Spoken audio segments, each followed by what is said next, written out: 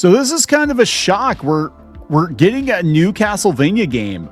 Finally, we're getting in a new Castlevania game, and this is after Konami basically put Castlevania on pause for, I think it's been more than a decade now, and I've wondered, why we didn't have any new games, especially when they had the anime series on Netflix, and it seemed like every other indie game was using Castlevania DLC, and it seemed to be leading to something, which is a new Castlevania game announced by the Dead Cells creators, which means it's going to be pretty good, right? Dead Cells was really good, and they had a Castlevania version or DLC for that.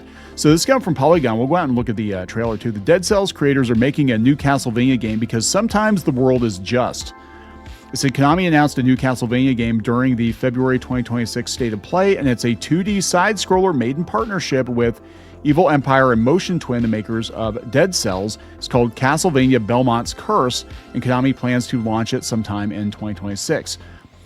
They said it's the first of several announcements Konami plans to make as part of Castlevania's 40th anniversary, but only teased a little bit about what to expect from the game. Belmont's Curse follows Trevor Belmont's successor in a Paris under siege by monsters, and Konami's goal was turning this adventure into something fresh for newcomers and familiar for longtime fans. So the trailer actually looks really good. I'm going to speed this up, I think, a little bit for you guys. Let's do the playback speed. We'll do... There we go. But you can see some of the gameplay here. Yeah, it looks really good. I know a lot of people were kind of complaining, though. They're like, hey, like, literally everybody's making a Castlevania game except for Konami.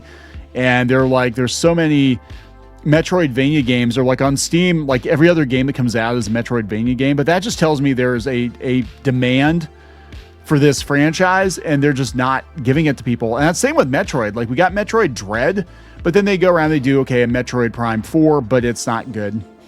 And it's a damn shame when, Konami's not releasing Castlevania games that other people are releasing Castlevania games. And even in this case, this isn't technically Konami, like they're publishing it, but they're not doing it in-house. They're too busy making pachinko machines.